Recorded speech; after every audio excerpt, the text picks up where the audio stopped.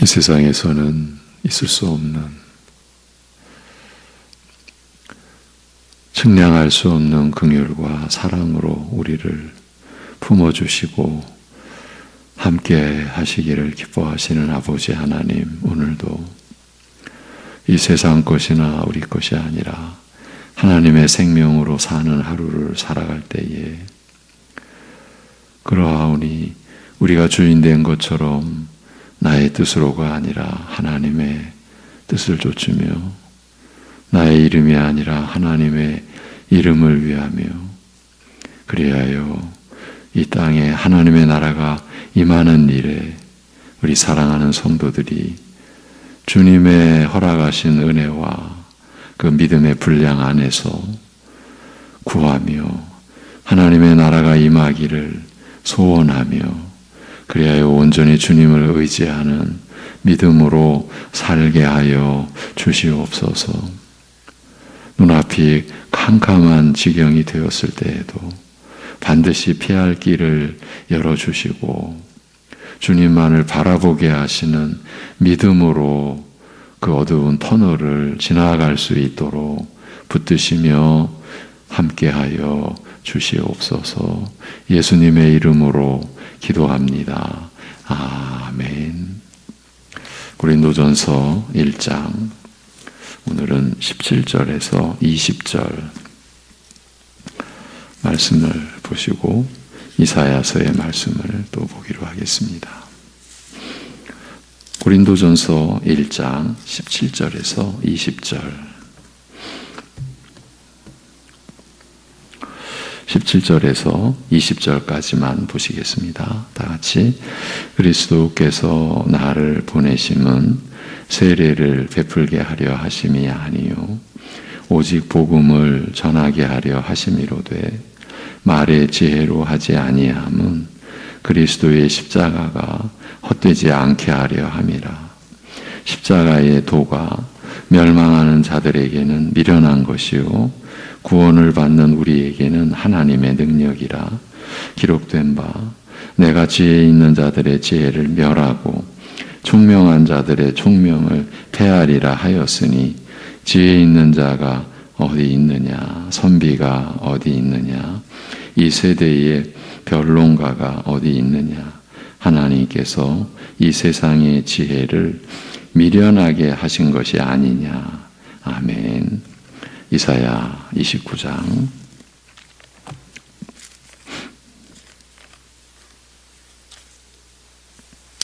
이사야 29장 13절, 14절 두 절만 보시겠습니다. 이사야 29장 13절, 14절 구약 약 1000페이지 쪽에 있습니다. 13절, 14절 두 절입니다. 같이 보십니다. 주께서 이르시되 이 백성이 입으로는 나를 가까이 하며 입술로는 나를 공경하나 그들의 마음은 내게서 멀리 떠났나니 그들이 나를 경외함은 사람의 계명으로 가르침을 받았을 뿐이라. 그러므로 내가 이 백성 중에 기이한 일, 곧 기이하고 가장 기이한 일을 다시 행하리니 그들 중에서 지혜자의 지혜가 없어지고 명철자의 총명이 가려지리라. 아멘. 어제부터 고린도전서 본문 19절을 중심으로 해서 이사야 29장의 말씀까지 대략 살펴보는 중입니다.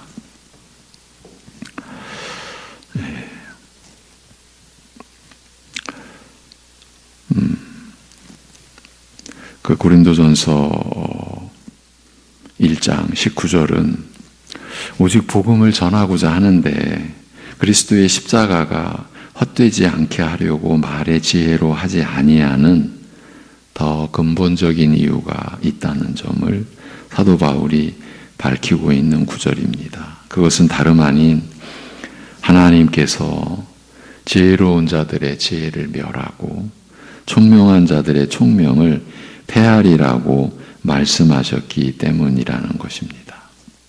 하나님께서 지혜로운 자들의 지혜를 멸하시리라고 하는 것은 이 세상에서 지혜를 찾아볼 수 없게 될 것이라는 뜻이 아닙니까? 총명한 자들의 총명도 패하리라고 곧 무효로 하리라고 하시니까요. 그러니 하나님 앞에서 사람이 자신의 지혜를 드러낸다는 것은 실상은 하나님을 무시하는 처사인 것입니다. 하나님께서 지혜로운 자들의 지혜를 멸하시리라고 하셨으니까요.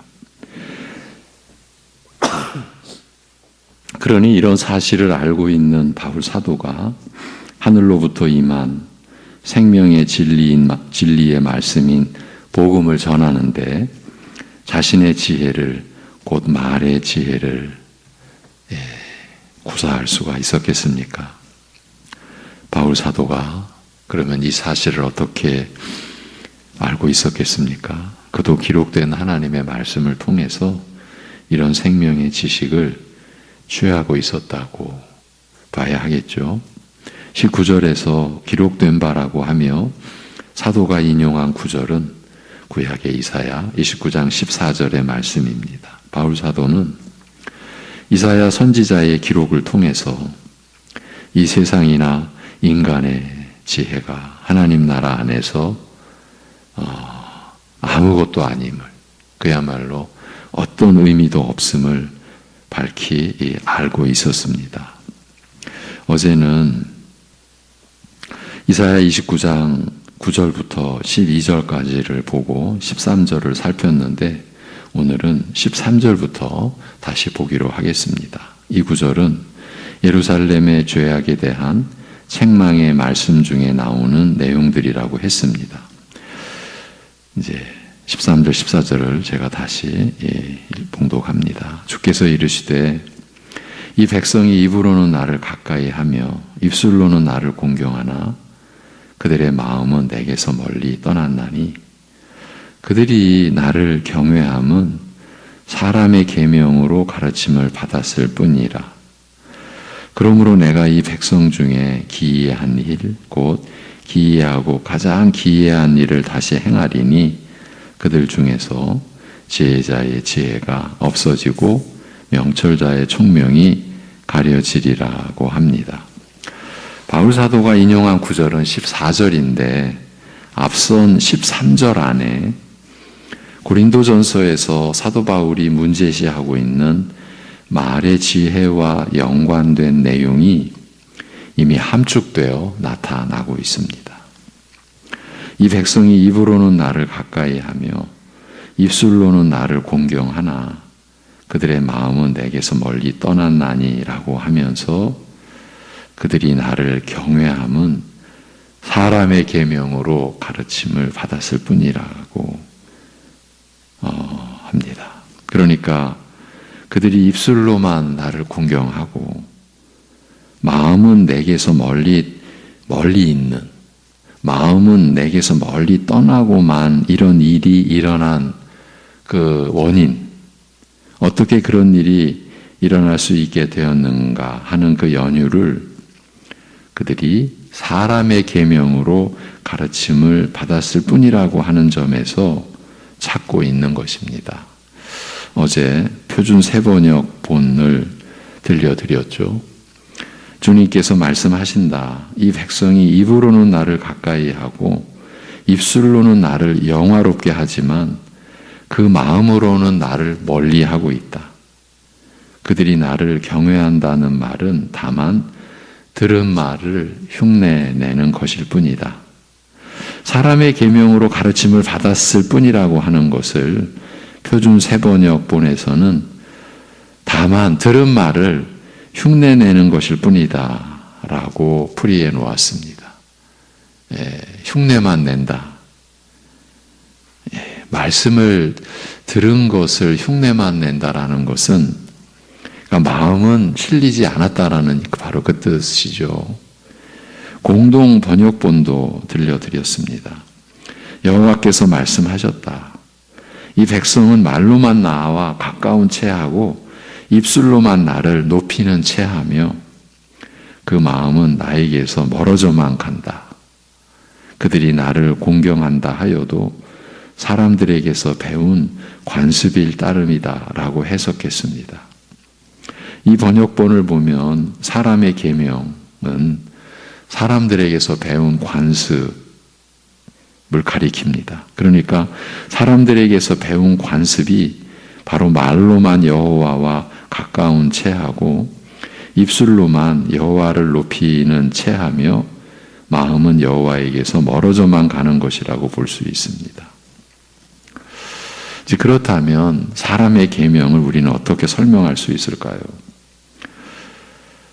이 내용을 좀 오늘도 추적해 가 보고자 하는 겁니다. 먼저 이제 원문의 그 표기를 좀 참조해 보겠습니다. 이 구절의 직역은, 그러니까 13절 하반절의 직역은 사람의 계명이 가르쳐지고 있다는 뜻입니다. 어떻게 보면은 단순한 표현입니다.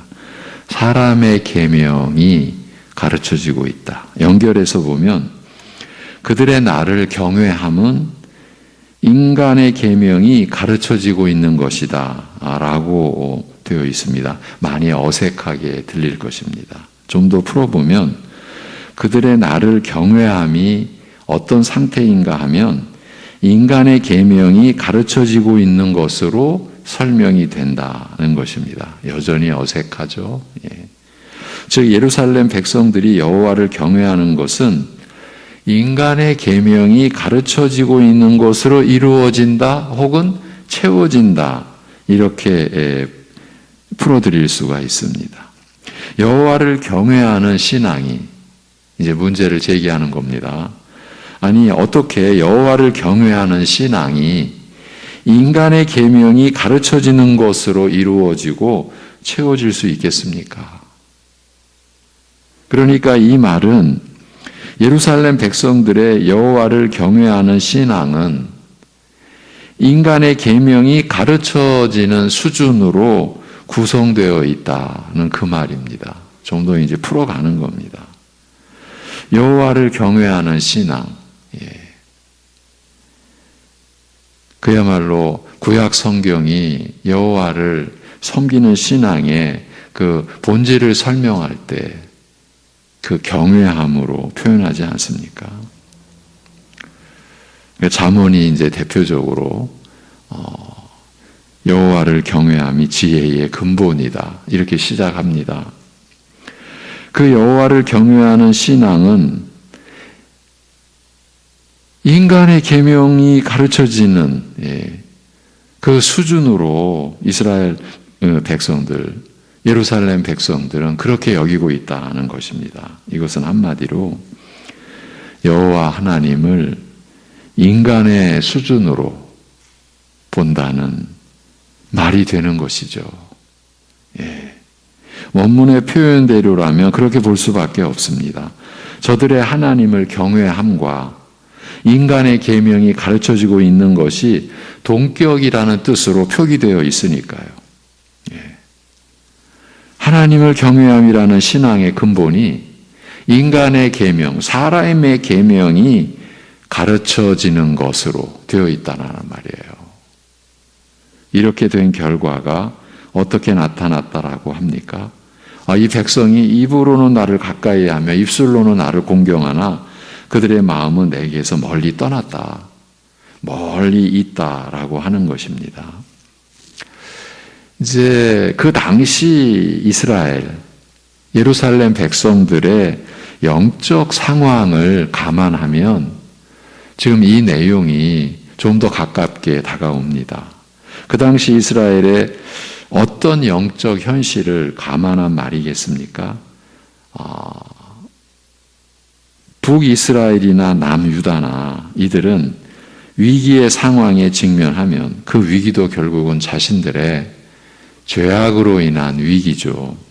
그런 위기의 상황에 직면하면 북쪽으로는 아수르, 남쪽으로는 애굽을 의지하려고 했다라는 거죠. 좀 더 신랄하게 표현하면 아수르나 애굽이나 그 이방 세력을 의지하려고 혈안이 되어 있었다, 이렇게 볼 수 있는 겁니다. 바로 이런 영적 상황이 전제되어 있는 말씀인 것입니다. 지금 저들은 하나님을 경외함을 인간의 계명이 가르쳐지는 것으로 배우고 있습니다. 그러니까 하나님과 인간의 수준이 대등하다라는 것이고, 그렇다면 눈에 보이지 않는 여호와보다는 눈에 보이는 확실한 대비책이 될 수 있는 그 당시 강대국을 의지하는 것이 훨씬 나라의 위기를 극복해가는 현실적인 대안이 될 수 있다는 것입니다. 그러므로 남유다와 예루살렘 거민들은 늘 애굽을 마음에 담고 있었던 것입니다. 이런 상태를 그들의 마음은 내게서 멀리 떠났다, 멀리 있다라고 한 것입니다. 이 대외적인 그 측면에서의 영적 상황을 놓고 보자면 이렇다는 겁니다. 사실은 그보다 더 본질적이고 그 이스라엘 안에, 예루살렘 안에 죄악상은 그 대외적인 측면보다 더 깊이 타락해 있었고, 그야말로 영적 신앙, 그리고 그 하나님을 경외하는 신앙 공동체는 허물어져 있었죠. 그런 지금 상황을 전제로 한 겁니다. 그러니 입으로만 여호와를 가까이 한다고 하며 입술로만 여호와를 공경한다고 했던 것입니다. 이제 이런 내용을 염두에 두고 그들이 나를 경외함은 사람의 계명으로 가르침을 받았을 뿐이라는 우리말 성경의 뜻을 헤아린다면 처음보다는 더 이해하기가 쉬울 것입니다. 이제 처음의 질문으로 돌아가서 이 사람의 계명을 우리는 어떻게 설명할 수 있을까요? 말 그대로라면 이스라엘 나라 안에 사람에 의해서 만들어지고 제시된 계명이 있다는 뜻인데, 과연 이스라엘 안에 그런 사람의 계명이 별개로 있었을까요? 우리로서는 두 가지 가능성을 생각해 볼 수 있습니다. 한 가지는 어느 시대건 어느 나라이건 어떤 형태로든 사람의 계명이 있었으리라고 추정할 수 있으며, 이건 당연한 거죠. 또 이스라엘이라고 예외이겠냐고 본다면 별도의 사람의 계명이 이스라엘 안에도 있었을 가능성은 충분히 있습니다. 그런데 이것은 일반적인 관점에서의 추정, 그 추정에 불과한 것이고, 구약 성경의 증언을 통해서 살펴보자면 개인적인 차원에서가 아니라, 여러분, 개인적인 차원에서는 얼마든지 사람의 계명이 있다고 봐야 하죠. 우리 일반 지금 교회 안에서도 성경의 말씀에 근거한 신앙을 우리가 늘 강조하고 전해도 분명히 교회에 출석하는 교인이지만 하나님의 말씀은 귓등에 그냥 듣지 않고 그냥 자기식으로 자기의 믿음을 갖고 있는 경우가 없다고 볼 수 없지 않습니까? 그렇다면 그런 경우는 사람의 계명, 자기가 만들어냈든 아니면 주변의 무엇에 의해서 구성됐든 사람의 계명을 따르고 있는 것 아닙니까? 그러니까 이런 식의 개인적인 차원이 아니라 이스라엘 나라 안에 율법 외에 별도로 사람의 계명이 있었다고 보기는 어렵습니다. 구약 성경의 증언을 통해서 살펴보자면. 그래서 두 번째 가능성을 사람의 계명을 설명하는 대안이라고 보는 것입니다. 그것은 바로 하나님의 계명, 곧 율법을 사람의 계명으로 변질시켜 버린 것을 가리키는 것입니다. 이렇게 접근해 가면 고린도전서에서 바울이 제시하고 있는 말의 지혜가 그대로 연결이 된다고 할 수 있습니다. 말의 지혜가 그리스도의 십자가를 헛되게 만든다고 하지 않습니까? 이를 달리 풀이하면 말의 지혜는 그리스도의 십자가를 변질시키거나 훼손시킨다고 말할 수 있습니다. 이스라엘이 하나님의 계명 곧 율법을 사람의 차원으로 전락시켜 변질시킨 것과 같이 말입니다. 그러니까 하나님의 계명을 이스라엘이 인간의 수준으로 변질시킨 것을 사람의 계명으로 볼 수 있다는 것입니다. 이에 대한 결정적인 증거는 놀랍게도 예수님의 말씀에서 드러납니다. 산상수훈의 말씀 중에 내가 율법이나 선지자를 폐하러 온 줄로 생각하지 말라. 폐하러 온 것이 아니라 완전하게 하려 함이라. 너무나 중요한 말씀이죠. 예. 그야말로 구약과 신약의 계시가 둘이 아니라 하나로 연결이 되는 결정적인, 그것도 예수님께서 직접 하신 말씀이죠. 내가 율법을 완전하게 하려 합니다. 이것이 내가 온 목적이다. 이렇게 하시고 율법에 대한 이제 설명을 하십니다. 이건 뭘 암시하는 겁니까? 율법이 지금 곡해되어 있다. 본 뜻이 가려졌다. 율법이 왜곡되어 있다. 변질되어 있다. 그것을 바로 잡으시겠다. 이런 의미죠. 한 가지 계명의 예만 들어드리겠습니다. 옛 사람에게 말한 바 살인하지 말라. 누구든지 살인하면 심판을 받게 되리라 하였다는 것을 너희가 들었으나,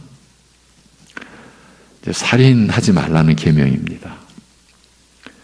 살인하면 심판을 받게 되리라 하였다는 것을 너희가 들었으나, 너희들은 이렇게 알고 있으나 나는 너희에게 이르노니 형제에게 노하는 자마다 심판을 받게 되고, 그러니까 지금 살인이 형제에게 노하는 그 차원으로 지금 주님은 말씀하고 계시는 것입니다. 형제에게 노하는 자마다 심판을 받게 되고, 형제를 대하여 라가라 하는 자는 공회에 잡혀가게 되고, 그러니까 라가라고 하는 자, 형제에 대하여 이 자는 심판을 받게 되는데 공회에 잡혀가게 되고, 근데 이 라가라고 하는 말이 텅 빈 머리, 그러니까 속이 비어있다라는 말에서 온 그 히브리 욕설인데, 그 욕설의 그 수준이 야 이 멍텅구리야, 야 이 바보야, 이 말입니다.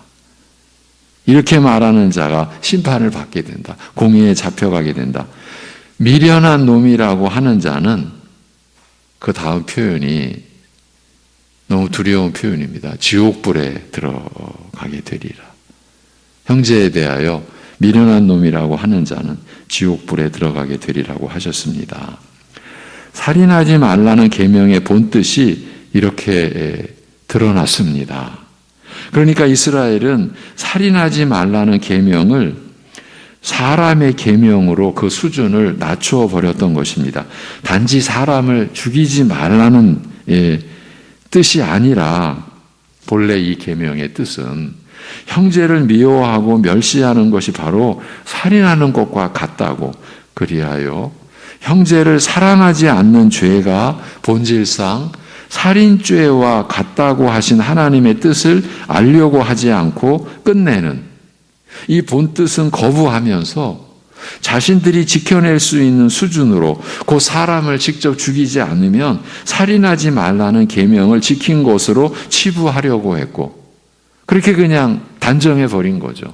그렇게 했고, 그래서 자신들은 이 계명을 지킨 자라는 자부심을 가지려고 했던 것입니다. 이것이 이스라엘 역사 속에서 이루어진 말씀의 왜곡, 율법의 변질, 그 정체인 것입니다. 그 율법의 주인이신 예수님께서 그 사실을 지금 드러낸 거예요. 이 실체가, 그러니까 자신들은 계명을 지켜냈다. 이 실체가 바로 자기 의 아닙니까? 스스로 하나님 앞에서 의롭다고 지금 나온 거죠. 실제로 그런 주장이 바리새인들에게서 적극적으로 나타나게 되었던 것이고, 예수님께서 이 땅에 계실 때에 저들로 인해서 가장 깊이 탄식하시기도 하셨고, 때로는 가장 강력한 어조로 저들을 책망하시기도 하셨던 것입니다. 이사야서에서는 하나님의 계명 말씀과 계명까지도 자신들의 뜻대로 제 멋대로 만들어버리는, 곧 거룩한 하나님의 계명을 타락한 사람의 계명으로 둔갑시켜버리는 예루살렘 백성들에 대하여 여호와 하나님께서 어떻게 책망하시고 어떻게 징벌을 내리십니까? 그것이 바로 바울 사도가 고린도전서에 인용한 이사야 29장 14절인 것입니다. 그러므로 내가 이 백성 중에 기이한 일, 곧 기이하고 가장 기이한 일을 다시 행하리니 그들 중에서 지혜자의 지혜가 없어지고 명철자의 총명이 가려지리라. 지혜자의 지혜를 사라지게 하겠다는 이 말씀이 본 구절 안에서, 그러니까 이사야 이 29장 그 14절 본 구절 안에서 어떻게 강조되고 있습니까? 내가 이 백성 중에 기이한 일, 그 기이하고 가장 기이한 일을 다시 행하리니라고 말씀하시는 내용입니다.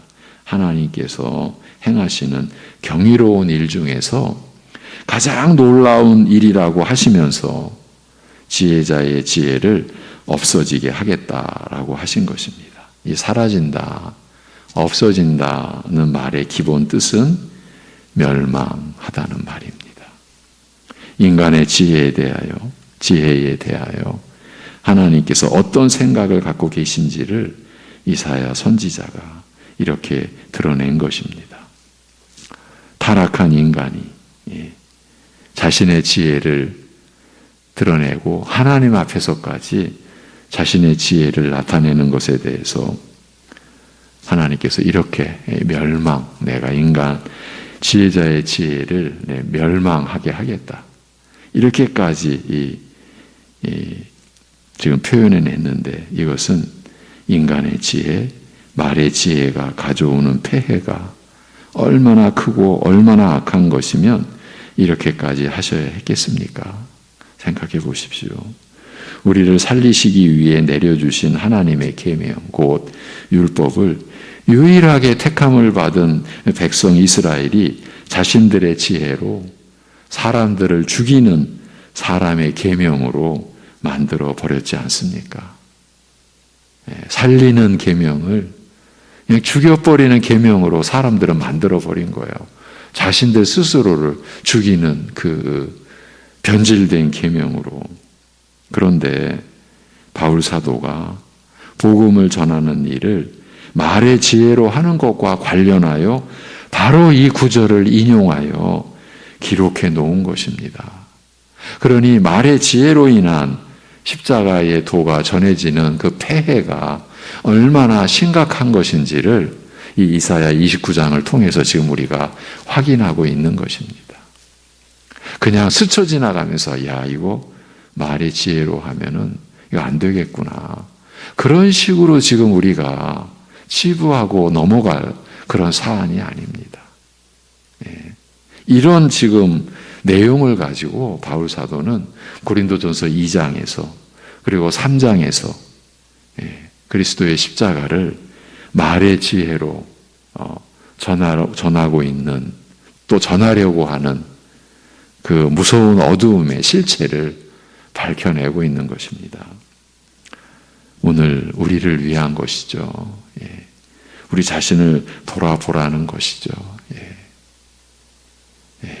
사실 이 면만 가지고 봐도 우리 시대의 교회가 안고 있는 이 무지의 어두움 얼마나 깊다고 해야 하겠습니까?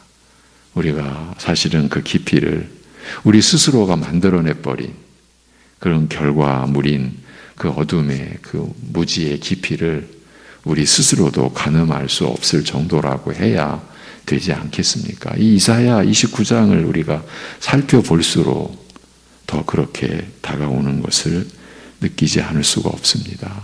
그만큼 우리가 하나님께 은혜를 구하고 우리의 무지에서 우리를 깨워주시기를 간절히 구해야 되지 않겠습니까? 기도하겠습니다. 하나님 아버지, 하나님의 말씀을 자신들의 뜻과 자신들의 수준과 자신들의 바라는 것으로 그야말로 제 멋대로 뒤바꿔버리고 변질시키는 우리의 죄악을 일깨워 주시는 말씀 앞에 오늘 새벽 우리를 세우셨습니다. 하나님 아버지, 개인적으로나 교회적으로나 말의 지혜로 자신들의 뜻을 이루고자 하고 또 자신들을 드러내고 나타내고자 하는 우리의 참 그 교만한 그 실상을 바로 알게 하옵시고 이러한 모든 것을 주님 앞에 회개하며 우리를 새롭게 그야말로 말의 지혜를 신뢰하거나 말의 지혜를 의지하지 않는 하나님께서 기뻐하시는 우리의 본래의 모습으로 우리가 세움을 입어갈 수 있도록 인도하여 주옵소서. 우리 또한 이 일을 감당할 수 없사오니 긍휼히 여겨주셔서 우리를 새롭게 빚어주시고 오직 주님의 은혜를 우리 안에 역사하시는 성령님을 의지하고 우리가 살아가며 십자가의 복음을 전하는 자리에서 결코 사람을 의식하지 않고 자신의 능력에 구애받지 않고 오직 주님의 은혜와 능력을 우리 안에서 역사하시는 성령님만을 의지할 수 있는 믿음에 우리가 이르르고 그 온전한 믿음에 우리가 설 수 있게 인도하여 주시옵소서. 아버지 하나님, 오늘도 여러 가지 상황 속에서 믿음으로 살아가려고 애를 쓰는 하나님의 자녀들의 삶을 살펴 주옵시고 그 믿음으로 살아갈 수 있는 능력이 오직 우리 주 예수 그리스도로부터 주어지는 그 사실을 우리가 바로 알고 힘들고 괴롭고 눈앞이 캄캄할수록 자신에게로 들어오지 않고 오히려 주님께로 나아가는 자신을 벗어버리고 주님께 나아가는 주님의 은혜를 입고자 하는 그러한 믿음의 삶이 오늘도 우리 안에서 이루어지게 하여 주시옵소서. 이 모든 것을 감사드리고 우리의 모든 상황을 주께 맡겨드리오며 주 예수 그리스도의 이름으로 기도하옵나이다. 아멘.